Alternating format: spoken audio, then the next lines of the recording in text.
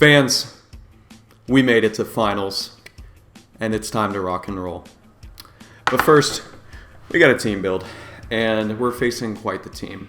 But I guess I should address last week first for semifinals.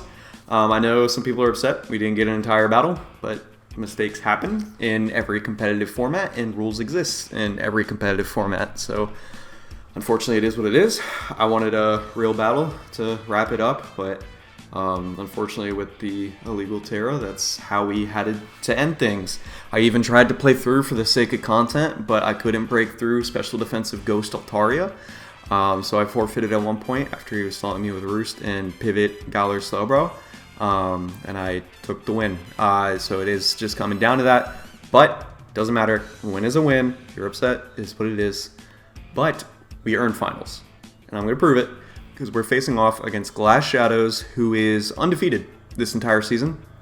You might see his record and see that he has 2 losses. Those 2 losses are from scheduling, where he was just busy and couldn't schedule with his opponent for 2 weeks. So if he was in a battle, he won. So man's been undefeated all season, has a very strong team to support that statement. Apparently he got a little lucky in semis. Hopefully he spent all of his luck there. But yeah, I'll just break down his team and then go over our final squad of the Mudkip Division season. Okay, so Dragapult, crap. Yeah, Dragapult, very good. No surprise to see it in finals. Just with this entire team, it's pretty insane though. So it does have that elite speed. It does have Infiltrator, which is pretty annoying for my team. It's able to outspeed everything on my team and spread a lot of status, which is what I really expect. It could still be a spec set. I really don't expect a Dragon Dance set against my team. If he does, kudos to him. But it would have to be something very specific in order to beat the likes of Zamazenta and Unaware Clefable. So we'll see. Next is Seattle Samurotts. We love Samurott here at Playmore. Best hazard setter in the game. Ceaseless Edge is very sick. Sharpness as an ability is just so cool. Very heavy damage setter. Pretty reliable lead in terms of getting up a spike immediately. I mostly expect either it could be a mix of a few things. If it's a lead, I would expect it to be either Focus Sash or Assault Vest, to be completely honest. And then if it's not a lead, but something he still wants to pivot in and get up spikes, be a Revenge Killer, then it's Choice Scarf. I don't really respect Choice Scarf too much as a lead, just because I can have Clefable easy as a lead that just deals with it. It's got to leave immediately with a flip turn. I can have a Booster Energy Sandy Shocks that already outspeeds it, or just a Choice Scarf one straight up, and then I'm able to OHKO it because it doesn't have that Assault Vest. But we'll see. It can be very strong and very annoying, but primarily there for getting up spikes and potentially have priority in Sucker Punch or Aqua Jet and regaining momentum with Flip Turn. It does also get Sacred Sword, which is not only boosted by Sharpness, but it ignores the defense boost for my team, including Zamazenta's Dauntless Shield boost. So that's why a Choice Scarf set is pretty solid for revenge killing between the likes of Darkrai and Zamazenta. So keeping that fully in mind. Terapagos, really cool Pokemon, something I almost debated on this team actually before they took it, but I was totally fine with them taking it because realistically I didn't need it with Clefable. That team's too fat for me. But it's a really cool Pokemon with a wide move pool. Its ability is absolutely broken to where any move, when it's at 100% HP is automatically not very effective. And that's for the entire turn. Meaning if I Bullet Seed with Breloom or Pop Bomb with Mousehold, all of those hits are not very effective. Not just the first one that breaks the 100% HP, all of them for the turn. Crazy. So way better than Multiscale, and it's really fat to pair with that, so that's insanely good. Thank goodness they just didn't give it Recover. However, it can be a really solid setup Pokemon with the likes of Calm Mind and Rock Polish or Rapid Spin. Rapid Spin obviously also removes hazards for him, which is very big. It does have Stealth Rocks of his own, can spread Toxic as well. It can even just be a choice spec set with its Terrastar Storm. I think that's the name of the move. Its special move and everything like that. But it does have good coverage for like Earth Power for Zamazenta. And it can also, I believe, get Meteor Beam from Ultras. So very curious to what he opts to bring. More than likely a bulky Calm Mind Rapid Spin set, but we'll see. Ogerpong Heartflame, this is his MVP for this season and probably the biggest threat against our team. On paper, Moltres walls it. However, it does get rock coverage, which at the end of the day makes Moltres useless. So poor Fire Chicken there. It does also have Mold Breaker, so if it's Swords Dance, it does not care at all about Clefable's unaware abilities. So that makes it really threatening there. We can see Trailblaze to boost its speed, Taunt for a support variant, or Encore for free setup. It can be very threatening in that aspect. We do have ways of revenge killing it, but that's really all we have against this thing. It's very difficult to switch into, and that goes for nearly every team. It's a very cool Pokemon. However, it cannot hold an item and has to keep that mask. So it does take 25% from Stealth Rocks, and then any additional hazards on the board as well. Monkey Dory, this is a very interesting Pokemon to where like it should be better than it is. I don't think he's used it too much this season. It's something I really don't want to face just because switching into it can be annoying. Toxic Chain can be annoying. In general, I'm very terrified of just status spam from his entire team because it is very good at that. And Toxic Chain can just, like I said, be annoying in that aspect. However, apart from that, it can be a breaker. More than likely, if we see it, I think its only role is Choice Scarf, to be completely honest.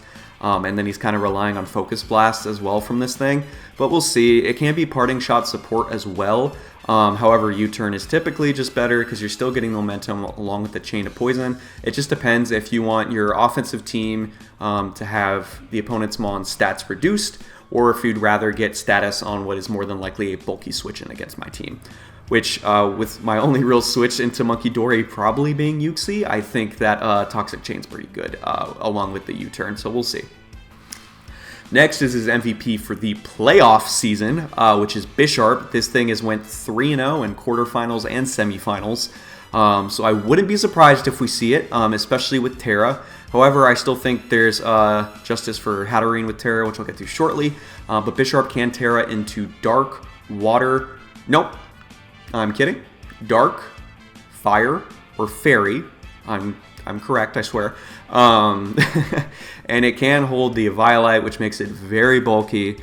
So more than likely you'll see a max HP investment on that, along with a heavy amount of attack to really like abuse my walls. It does really well against the likes of Clefable and Uxie, which I've been very comfortable bringing these past few weeks. So I feel like he might capitalize on that. And if he's Terra Fire, he doesn't have to worry about Flame Body from Moltres, and he can just reliably get off some heavy damage against that thing. So I wouldn't be surprised to see it. Whether or not it's a Swords Dance variant, up to him. I still think that it's pretty solid into me. It's a good resist overall into Darkrai before Terra, and then can also be a switch into Maushold and Muck as well. So Rotom Wash, always been a reliable Pokemon, very annoying, very fat. More than likely, you're going to see like a pivoting set with Pain Split. It might carry Thunder Wave or Will-O-Wisp as well. I definitely expect Dragapult, if it has status, to carry both Will-O-Wisp and Thunder Wave. Rotom, we're very likely only to see one. However, you could prove me wrong. I just really think he benefits from stabs, with one being Volt Switch, Hydro Pump, and then one of those status moves, and the last one being Pain Split just for longevity. But we'll see what he really wants to opt for there. Rotom can be offensive in this matchup against me. However, I think just a bulky, specifically a special defensive variant, makes it really reliable against the likes of Moltres, Darkrai, even helps against Sandy Shocks, Clefable, Blastoise, especially if Shell Smash, all that good stuff. So wouldn't be surprised if it's just a pretty standard bulky set. Hatterene, we used Hatterene before. I think it's one of the best Draft League Fairy type Pokemon, just behind Clefable and Iron Valiant. It does have Magic Bounce, which is extremely annoying and helps it in a lot of situations for what it wants to do. And it is also another Terra Captain. He has two very strong Terra Captains. So he can Terra into Fairy, Water, or Steel. Realistically, if he does Terra this over Bisharp, I'm only expecting Water. I don't think Steel really makes sense into me, unless they want to be an offensive Trick Room variant and have Terra Blast Steel purely for Clefable, then I think that makes sense. But if you're looking at it from a defensive aspect of like Nuzzle or defensive Calm Mind, anything along those lines, I think Water makes the most sense if you're going to Terra. If you choose not to Terra, because your type into me is pretty good overall, if you're able to limit Zamazenta and Muck, then your typing is pretty difficult for me to deal with, honestly, straight up. So he could opt to save Terra purely for Bisharp if he brings both of them. So it'll be important to keep in mind if he has both Terra captains or not, and what their likely Terras are based off the team composition. And then lastly, 2 Pokemon I really don't expect, but still have a slight chance. In Flygon, can have some value in like a special Choice Scarf variant. It can also have First Impression for Darkrai. It can be a Stealth Rock setter. However, it doesn't really benefit too much from being bulky into me, especially since Sandy Shocks outspeeds it always. That's kind of unfortunate for him since I can't have Ice as an option, and even Fairy will destroy him as well. And in general, I just don't think it's the strongest ground type against my team. And I don't really think it benefits from being a dragon in this matchup either. So if he brings it, more than likely Choice Scarf with like Earth Power and stuff for Zamazenta, but we'll see. And then lastly, Morgrem. This does get Prankster, just like its Big Bro Grimmsnarl. So it can do Prankster Thunderwave, Prankster Parting Shot, Prankster screens, and things along those sort. Yeah, honestly has a lot of good screen setters between Dragapult, Hatterene, Rotom, and Morgrem. So that's pretty intimidating there. And his team has good setup to potentially work around that. However, I'm not really too worried about Morgrem himself. Those first 8 are kind of hard for me to pinpoint, and I feel like just what he's really going to go with. Flygon and Morgrem really didn't see any usage during the normal season. I think Flygon went to 2 games. I don't even know if Morgrem went to 1 at all. So I'm fairly confident that I'm dealing with the first 8, but we'll see when we get into the battle. Still respected them a fair bit in team building, but just keep that in mind. So you guys asked for it, and you have a great matchup, so I'm proud of you guys. I'm bringing Mousehold, aka the fans, and you guys are our designated lead, and you guys can put in some work. It's a very confusing flow chart of whether or not I am leading Mousehold, even though I said designated, because my next Pokemon in Clefable is a safe option as a lead. However, Mousehold really lets me step on the gas if they lead anything that is not named Dragapult.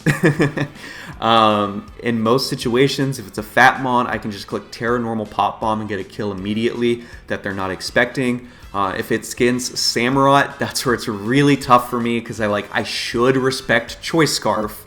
And them clicking Choice Scarf, Sacred Sword, and getting the kill. However, they know I can also Terra into Ghost, and I can just switch, and Cecil Sedge won't kill me, and then I can tidy up and get rid of the spikes, and I'm still alive, and it's like, that's going to be an important mind game. If he leads Hisuian and Samurott, I'm not going to be happy about that situation if it happens, because I'm going to be fighting demons turn 1. However, I'm very happy with what Terra Normal Pop Bomb can do in this game. And then we have 2 different moves in order to hit Dragapult. We have Bite for consistency. This is obviously base 60 power, so it does get boosted by Technician and become base 90. That is why you run Bite over Crunch for Mousehold, because it's 10 extra base power, plus you get the chance to flinch, which is very big, considering you're going to be outspeeding most things, especially when you're going for a tidy up sweep. So in a situation where I need to click that against Dragapult, I think at +1, we're doing roughly around 70%. If they're fatter, it's going to be a little bit less. If they're more offensive, probably closer to 80. I just like to pick a good in-between for these calcs typically. And then we have Beat Up. So an ideal situation would be like they lead Ogerpong or maybe Monkey Dory to have a really offensive start to their game. They should not risk it against Mousehold. Even if it's Choice Scarf, Monkey Dory, we live anything. We pray I don't get Toxic Chained. And then we tidy up immediately then and there. They're more than likely going Dragapult. They might go into Bisharp. That's the other thing about this. But if they go in the Dragapult and we become +1, if nothing on my team is either fainted or statused, we Beat Up hits 6 times and KOs Dragapult unless it is very defensive or like fairly defensive with a Colbur Berry. So that itself is extremely good because even if we don't kill it, we're setting up for Zamazenta, Blossom, in the late game extremely well, as likely Dragapult is the only real counter to Zamazenta due to its speed and Infiltrator ability. So being able to limit that immediately is huge because he's not going to have any Wish Pass or anything like that, which is very big for our team. So other than that, I really just want to have something that outspeeds Ogerpong and Monkey Dory and things along those sorts that are not named Darkrai, and I can just click Pop Bomb, or at least force Dragapult to come in, risk that 50-50, and I can be very beneficial from there. Additionally, this is my hazard removal, much needed against not only Hisuian Samurott, but his team in general, because he does have two honestly fairly good stealth rock setters in Terapagos and Bisharp if he wants to opt for them. Once again, don't really expect it on Flygon. And then he still has Spikes as an option as Ogerpong, but Ogerpong is more than likely like fully offense. It might have Taunt, but more than likely fully offensive. So that's a situation. Likely clicking Tidy Up or clicking Pop Bomb turn 1. If I click Tidy Up, I'll save my Terra. If I click Pop Bomb, I'm going to Terra immediately. I don't really care about hiding it. But at least if I Tidy Up, I want him to at least think if he goes into Dragon Bolt, crap, he might be Terra Fire. I might not be able to Will-O-Wisp him. But once again, more than likely dual status, so I don't know if that's going to come into play. I've had this win a few games. I've had to win a game right out of the gate. So we'll see how well y'all are able to do in finals. I really want to do like just pedal to the metal with you guys and really pick up a win heavy with the fans. We started a win this season in week 1 with the Mousehold, and I hope to finish the entire season getting a championship with Mousehold. This season isn't even like a meme thing or anything like that. Y'all actually have a really good matchup, and I love Mousehold, and I really want to bring it. So I have a lot of faith, and we're not going to miss any pop bombs. So there we go. And then next we have Clefable. Like I said, this is my other safer option as a lead. However, I will never lead Clefable if I see Monkey Dory or Bisharp, because I instantly lose progress that I'm more than likely not able to get back in terms of momentum.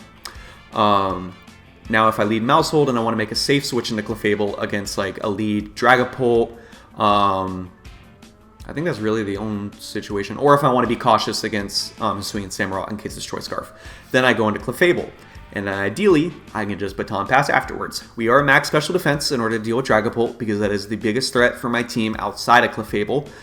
So we need this thing to reliably be there and deal with it defensively. It doesn't really do much against the rest of his team, I will acknowledge that, because it's very passive against the bulkiness of Rotom Wash and Hatterene, even though it can switch into it nicely.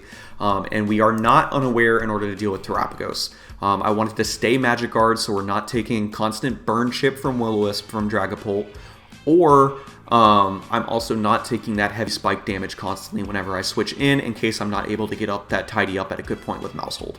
So keeping that in mind, I felt like Magic Guard was better, and most of his setup options, like in Ogerpong that has Mold Breaker anyways, Bisharp that has the Steel coverage, Monkey Dory that has the Poison coverage, Hatterene that is bulky and has Magic Bounce, so I can't even Encore it, or Thunder Wave. It can even be Terra Steel and blow me back. It didn't make sense.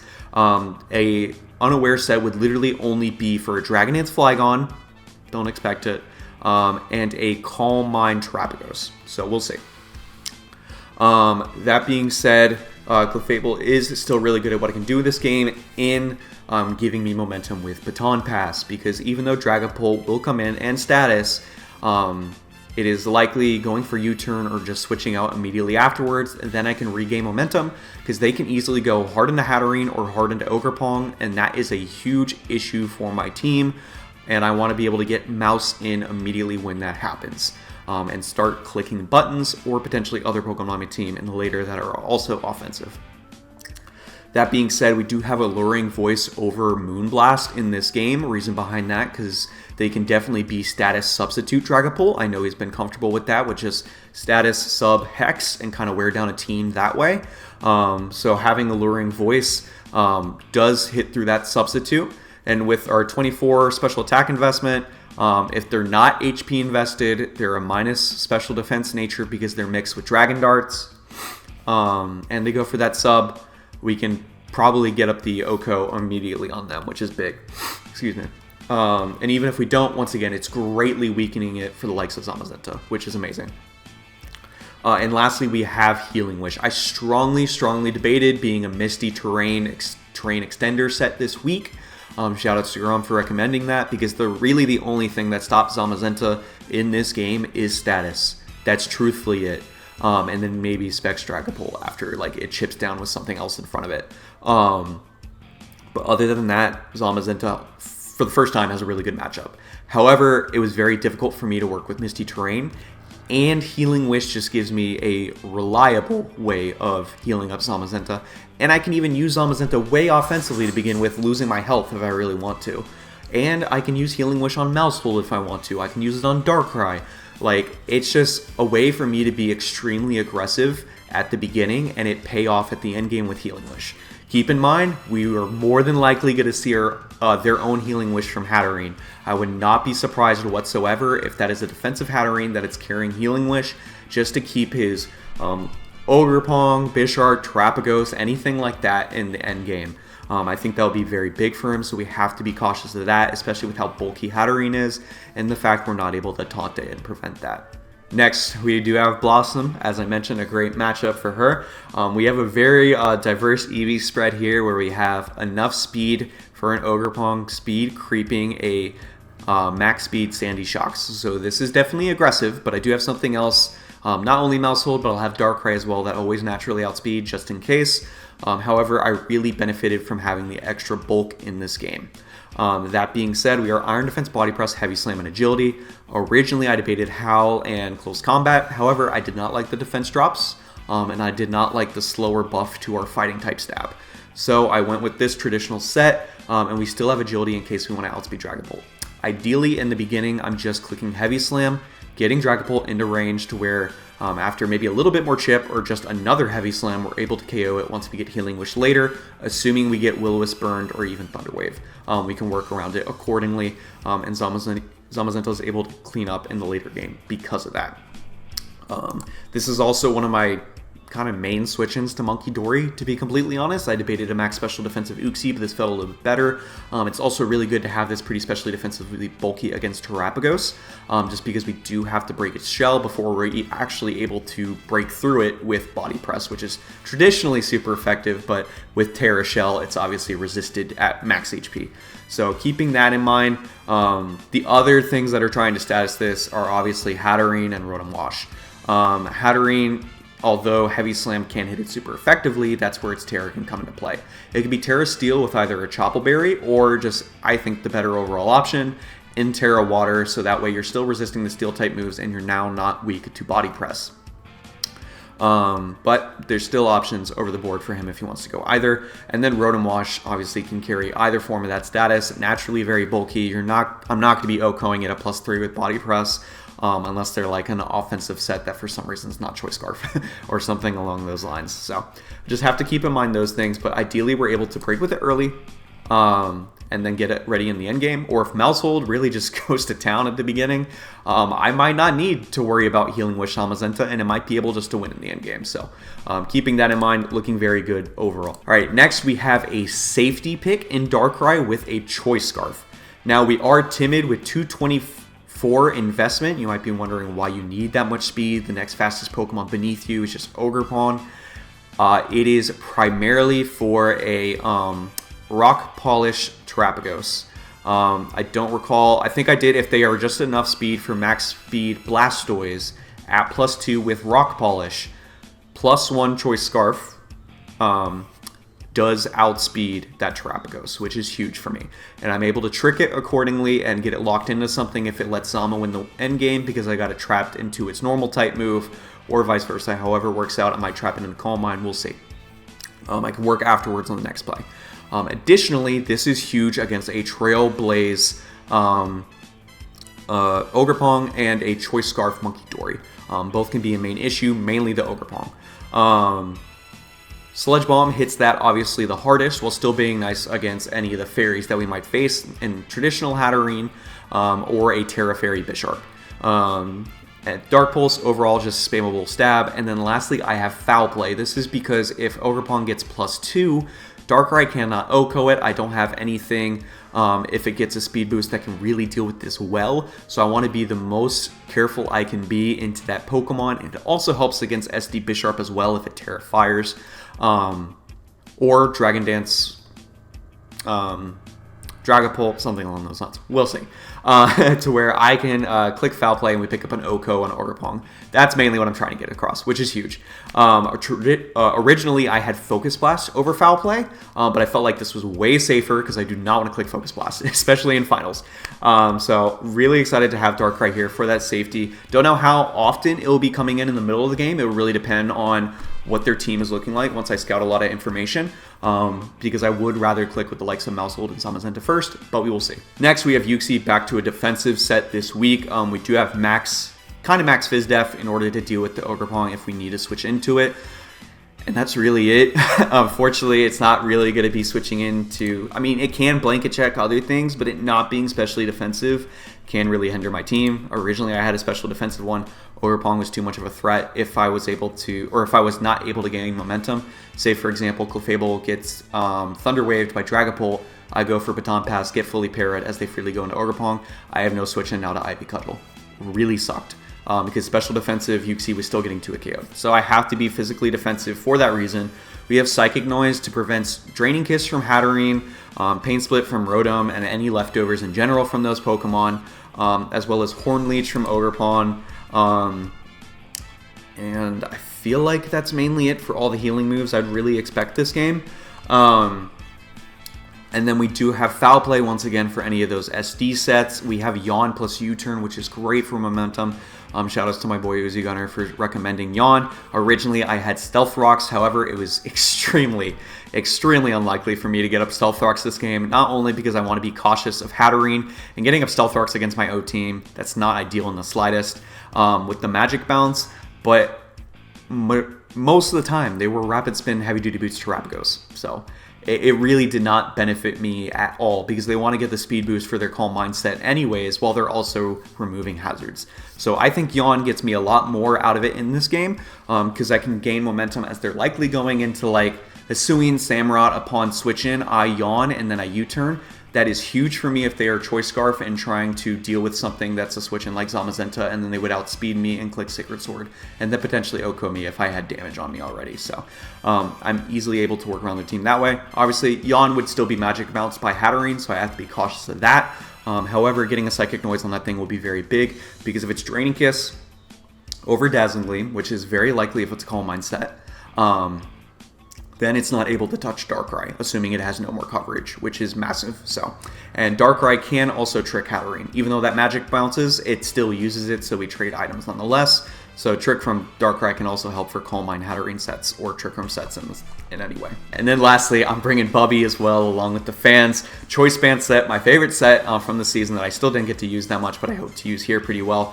Once again, priority was just really big for me going into this game, specifically for that Ogerpong. I just have another check for it, and it came into clutch in a lot of games. Choice Band Technician Bullet Seed.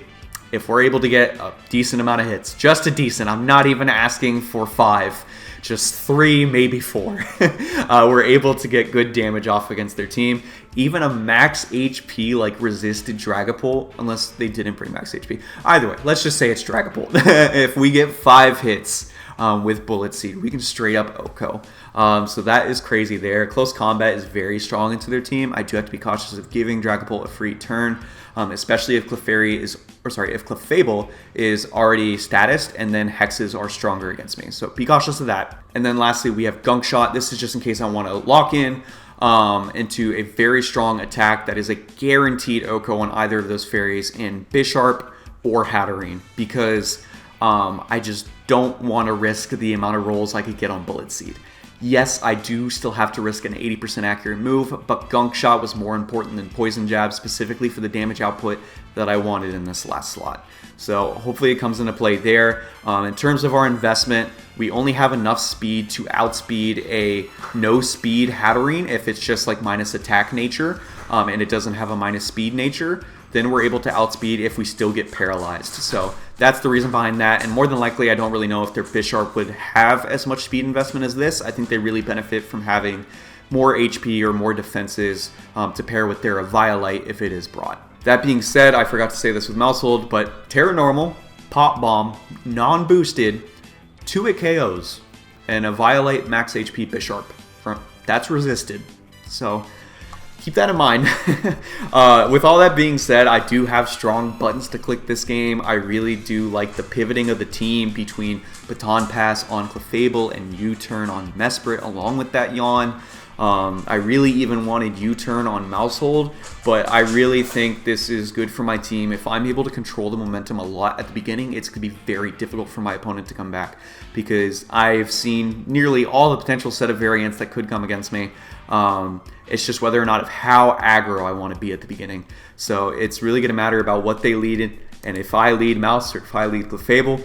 However, I believe in my fans, and I hope you believe in your coach. I'm ready for finals, man. I'm really nervous. I'm literally about to gen in this team. I mean, breed this team, and then go into the battles. So, let's get it.